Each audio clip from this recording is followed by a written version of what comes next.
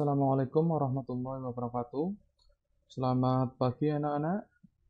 Bagaimana kabar kalian pagi ini? Tentunya dalam keadaan yang sehat. Bertemu lagi dengan Pak Guru. Pada hari ini kita akan mempelajari tentang tema 2, subtema 1, pembelajaran 6. Langsung saja, apa saja yang akan kita pelajari? Yang pertama adalah menentukan informasi penting pada teks dalam bentuk peta pikiran. Sebelumnya, kita sudah menentukan informasi penting pada teks. Kali ini kita akan kembali menentukan informasi penting pada teks yang berbeda. Mari kita baca teks berikut dengan seksama. Di sini ada teks dengan judul Pengibar Sang Saka Merah Putih. Kalian perhatikan, Pak Guru akan membacakan teks berikut. Banyak tokoh yang terlibat pada peristiwa proklamasi kemerdekaan Indonesia. Tokoh-tokoh tersebut memiliki peran dan tugas masing-masing. Salah satu tokoh yang berperan penting adalah pengibar bendera. Pengibar bendera bertugas mengibarkan sang saka merah putih sebagai penegas berdirinya negara Indonesia yang merdeka dan berdaulat. Pengibar bendera pada proklamasi kemerdekaan Indonesia adalah Raden Mas Abdul Latif Hendraningrat. Ia lulusan Sekolah Tinggi Hukum dan pernah mengajar bahasa Inggris di beberapa sekolah. Dia pernah mengajar pelajaran bahasa Inggris di beberapa sekolah menengah atas yang dikelola Muhammadiyah dan perguruan swasta. Abdul Latif Hendraningrat juga pernah ditugaskan ke New York untuk memimpin rombongan tari dalam acara World Fair. Abdul Latif Hendraningrat pernah menjadi pasukan pembela tanah air atau PETA. Ia pernah terlibat dalam berbagai pertempuran. Ia juga pernah menjadi komandan militer kota ketika Belanda menyerbu Yogyakarta pada tahun 1948. Tahun 1952, Abdul Latif Hendraningrat ditunjuk menjadi atase militer untuk Filipina, lalu dipindahkan ke Washington hingga tahun 1956.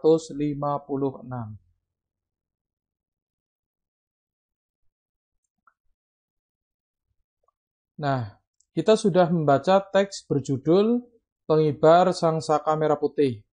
Nah, kali ini kita akan menentukan informasi yang terdapat pada teks. Kita bisa menentukannya dengan mengelompokkan informasi penting menggunakan kata tanya.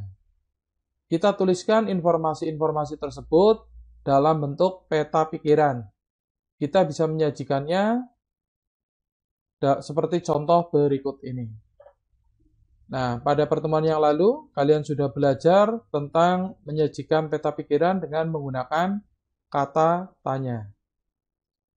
Yang pertama, untuk membuat peta pikiran, kalian tuliskan dulu pokok pikirannya. Ya, gagasan utamanya yaitu atau judulnya Pengibar Sang Saka Merah Putih. Yang pertama adalah pertanyaan apa? Mengenai apa teks yang tadi kalian baca, yaitu mengenai pengibar bendera merah putih saat proklamasi kemerdekaan Indonesia. Selanjutnya siapa? Siapa yang berada pada teks tadi? Siapa saja? Ya. Pengibar bendera pada upacara proklamasi kemerdekaan Indonesia adalah Abdul Latif Hendraningrat. Jadi siapa itu menanyakan orang. Orangnya siapa? Yaitu Abdul Latif Hendraningrat. Berikutnya adalah kapan. Kapan itu biasanya jawabannya adalah mengenai waktu. Jadi mengenai waktu yang terdapat pada teks bacaan tadi. Jawabannya ketika masih mahasiswa. Jadi waktunya ketika masih mahasiswa. Latif Hendraningrat pernah mengajar bahasa Inggris di beberapa sekolah menengah yang dikelola Muhammadiyah dan perguruan swasta. Pertanyaan selanjutnya adalah di mana? Di mana ini menyatakan suatu tempat, yaitu Abdul Latif Hendraningrat pernah bersekolah di Sekolah Tinggi Hukum. Selanjutnya, mengapa? Mengapa? Ini akibatnya ya, mengapa? Maka jawabannya adalah peran pengibar bendera sangat penting dalam upacara proklamasi kemerdekaan Indonesia karena bertugas mengibarkan sangsaka merah putih sebagai penegas berdirinya negara Indonesia yang merdeka dan berdaulat. Berikutnya adalah bagaimana. Nah, ini cara ya. Jawabannya, Latif Hendraningrat pernah menjadi pasukan peta dan ikut pertempuran. Tahun 1948 menjadi komandan pasukan ketika Belanda menyerbu Yogyakarta.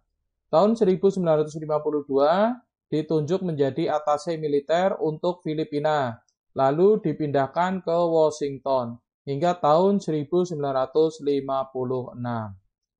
Nah, demikian tadi anak-anak bagaimana membuat peta pikiran berdasarkan teks bacaan tadi dengan pertanyaan apa, siapa, kapan, bagaimana, mengapa, di mana. Selanjutnya adalah menuliskan kembali informasi penting pada teks. Kita sudah mengelompokkan informasi pada teks menggunakan kata tanya.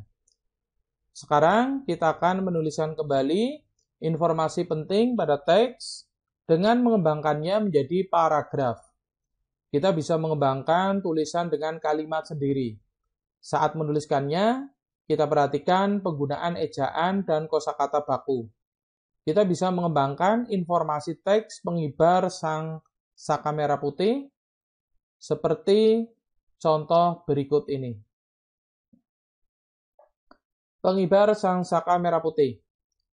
Pengibar bendera merah putih berperan penting saat upacara proklamasi kemerdekaan Indonesia. Hal ini karena pengibar bendera bertugas mengibarkan sang saka merah putih sebagai penegas berdirinya negara Indonesia yang merdeka dan berdaulat. Pengibar bendera saat upacara 17 Agustus 1945 adalah Abdul Latif Hendraningrat. Abdul Latif Hendraningrat menempuh studi di Sekolah Tinggi Hukum. Semasa kuliah, ia pernah mengajar bahasa Inggris di beberapa sekolah menengah yang dikelola Muhammadiyah dan perguruan swasta. Abdul Latif Hendraningrat juga pernah menjadi pasukan peta dan ikut pertempuran. Tahun 1948, ia menjadi komandan militer kota ketika Belanda menyerbu Yogyakarta. Tahun 1952, ia ditunjuk menjadi atase militer untuk Filipina, lalu dipindahkan ke Washington hingga tahun 1956. Nah, demikian anak-anak. Jadi, pertanyaan-pertanyaan tadi bisa kita susun kembali menjadi sebuah teks yang ringkas dan padat. Selanjutnya, kita akan mempelajari wujud persatuan di kelas. Indonesia terdiri dari masyarakat yang beragam dan heterogen. Keberagaman tersebut tidak seharusnya menimbulkan perpecahan. Justru itu merupakan keunggulan, yaitu Indonesia memiliki kekayaan budaya. Kita tetap harus mewujudkan persatuan dengan menciptakan kerukunan di tengah masyarakat yang beragam. Kerukunan harus dibina dimanapun kita berada, baik di rumah, di sekolah, maupun di masyarakat. Kita juga harus menjaga kerukunan di dalam kelas. Dengan demikian, persatuan dapat terwujud di dalam kelas. Nah, berikut ini adalah beberapa contoh wujud persatuan yang bisa kita lakukan di dalam kelas. Yang pertama adalah melakukan piket kelas secara bersama-sama. Jadi, anak-anak, besok pada saat kalian sudah masuk sekolah, melakukan piket kelas secara bersama-sama sesuai dengan jadwal yang telah disepakati bersama. Berikutnya adalah bermain dengan teman tanpa membeda-bedakan.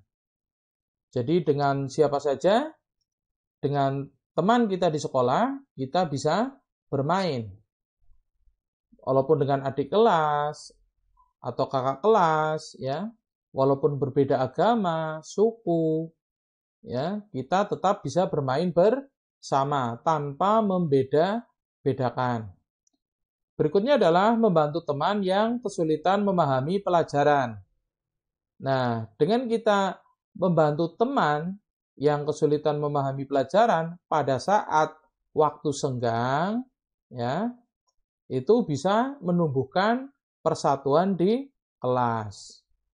Jadi kelas kita menjadi lebih solid, ya. Berikutnya adalah meminjami alat tulis pada teman yang membutuhkan. Kita harus saling membantu terhadap teman yang membutuhkan, yaitu bisa tadi membantu dalam memahami pelajaran atau dengan cara meminjami alat tulis pada teman yang membutuhkan. Berikutnya adalah belajar bersama dengan membuat kelompok belajar. Nah, belajar bersama ini ya sesuai dengan kelompok yang sudah disepakati bersama. Di dalam kelompok, kalian harus membangun rasa persatuan dan kesatuan dengan kelompok masing-masing. Dan juga kalian berlatih berinteraksi dengan kelompok yang lain untuk mewujudkan persatuan di dalam kelas. Setelah tadi kalian mengetahui bagaimana wujud persatuan di dalam kelas, apa saja yang bisa kalian lakukan untuk mewujudkan persatuan di dalam kelas, selanjutnya kita akan mempelajari manfaat persatuan di sekolah. Kita sudah mengetahui wujud-wujud persatuan di kelas. Kita harus melakukannya agar mendapatkan manfaat. Nah, berikut ini adalah manfaat yang kita peroleh jika mewujudkan persatuan dalam kehidupan sehari-hari di sekolah. Nah, yang pertama adalah persahabatan semakin erat. Jika kalian mewujudkan persatuan, maka akan bermanfaat. Jadi kalian memiliki sahabat yang semakin erat. Berikutnya adalah membangun kekompakan ketika olahraga. Jadi pada saat pelajaran olahraga, pada saat mengikuti lomba, itu akan terbangun kekompakan. Berikutnya adalah suasana belajar saat di sekolah menjadi nyaman. Karena kita punya banyak teman. Jadi bisa merasa nyaman. Dapat mengadakan musyawarah bersama. Nah, jadi setelah merasa nyaman, kita bisa mengadakan musyawarah bersama untuk mengatasi masalah-masalah yang perlu dimusyawarahkan. Atau untuk melakukan kegiatan yang perlu dimusyawarahkan. Berikutnya adalah merasa nyaman saat berada di sekolah. Jadi kita belajar dalam suasana yang nyaman, aman, ya, dengan sahabat-sahabat kita di sekolah. Nah, demikian tadi adalah manfaat persatuan di sekolah. Nah, selanjutnya coba kalian nanti membuat rencana mewujudkan nilai persatuan di kelas, ya. Kalian sambil memperhatikan ini, setelah pelajaran ini kalian coba merancang. Nah, Pak Guru akan berikan contoh bagaimana rencana mewujudkan nilai persatuan di kelas. Contohnya seperti ini. Setiap hari Senin, aku mendapat tugas piket kelas. Kelompok piketku terdiri dari 5 anak. Melaksanakan tugas piket bersama-sama teman sekelompokku. Merupakan wujud persatuan di kelas. Aku dan teman-teman akan selalu mewujudkan persatuan tersebut. Untuk mewujudkannya, aku dan teman-teman dengan teman sekelompokku membuat kesepakatan. Kami harus berangkat lebih awal daripada hari lainnya. Siapapun yang sampai di kelas terlebih dahulu harus segera menyapu. Teman-teman yang datang kemudian harus segera membantu dan mengerjakan tugas piketnya. Nah, demikian tadi contoh dari membuat rencana mewujudkan nilai persatuan di kelas. Selanjutnya, kita akan mempelajari pentingnya hidup rukun dengan teman. Di sekolah kita bertemu dengan beragam orang. Kita harus menjaga kerukunan dengan warga sekolah lainnya, terutama dengan teman-teman kita di kelas. Di lingkungan tempat tinggal, kita juga harus menjaga kerukunan dengan teman bermain. Ya. Nah, berikut ini adalah pentingnya hidup rukun dengan teman. Yang pertama adalah mudah untuk bekerja sama. Yang kedua, merasa nyaman saat bertemu, suasana kelas tetap nyaman, dapat bermain atau belajar bersama.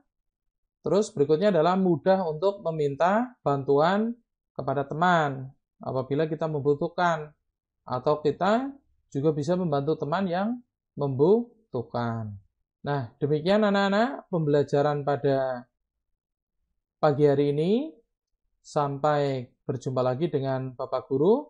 Wassalamualaikum warahmatullahi wabarakatuh.